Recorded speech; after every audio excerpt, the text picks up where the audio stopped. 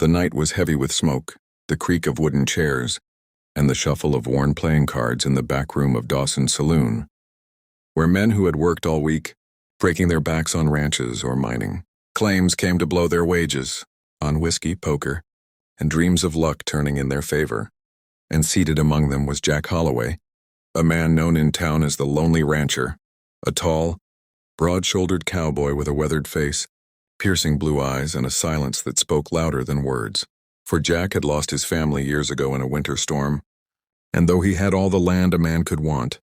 thousands of acres stretching beyond the hills, he lived alone in a house that echoed with emptiness, his only companions the cattle and the coyotes that howled at night. But fate has its own ways of weaving lives together, and that night in the flickering lantern glow, Jack found himself sitting across from a man named Clyde Mercer, a gambler whose debts stretched longer than the roads out of town, a man desperate enough to wager anything, even things no man should ever place on a card table.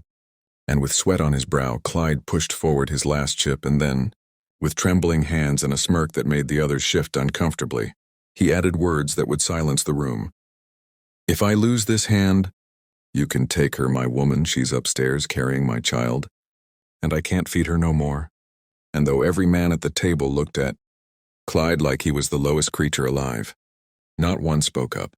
because in that town the weak were devoured and the desperate always made shocking choices. So the game went on, the cards dealt, hearts racing, the whiskey sour in the air, and when the last card was laid down, Jack Holloway leaned forward, placed his call, and turned his hand, revealing a straight flush that made the gambler curse under his breath, slam his fist on the table, and stumble back as the others looked on in stunned silence. For Jack had just won a woman, and not just any woman, but a pregnant one whose fate had been gambled like she was no more than cattle at an auction. And though Jack's rugged heart recoiled at the thought of what just happened, something in his soul stirred, something long buried, because when she stepped into the doorway,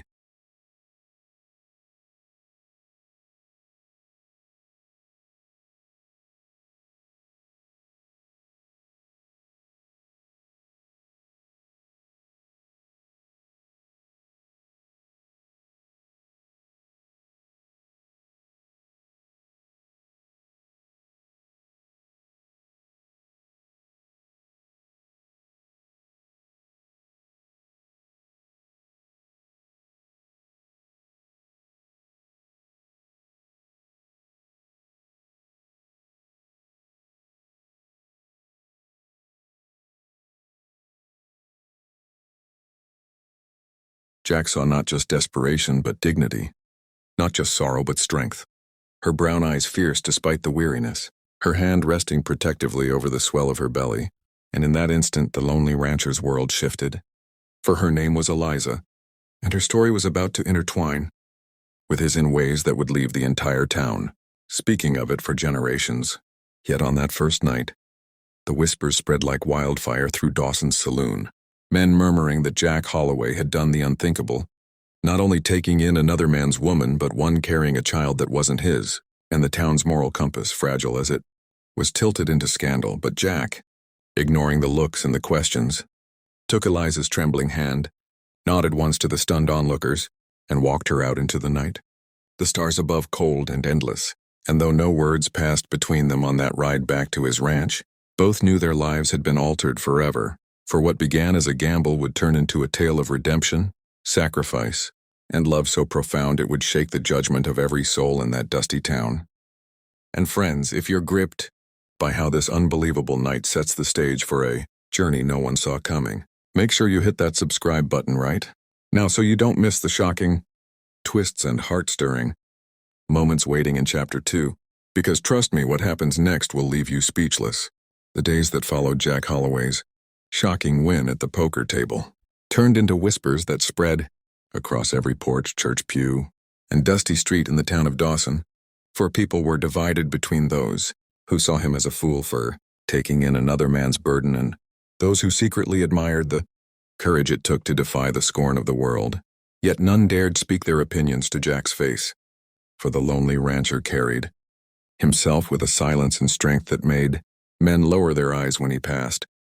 And though he had expected to bring Eliza back to his ranch and give her shelter, perhaps a bed, perhaps food, and leave it at that. He soon found himself staring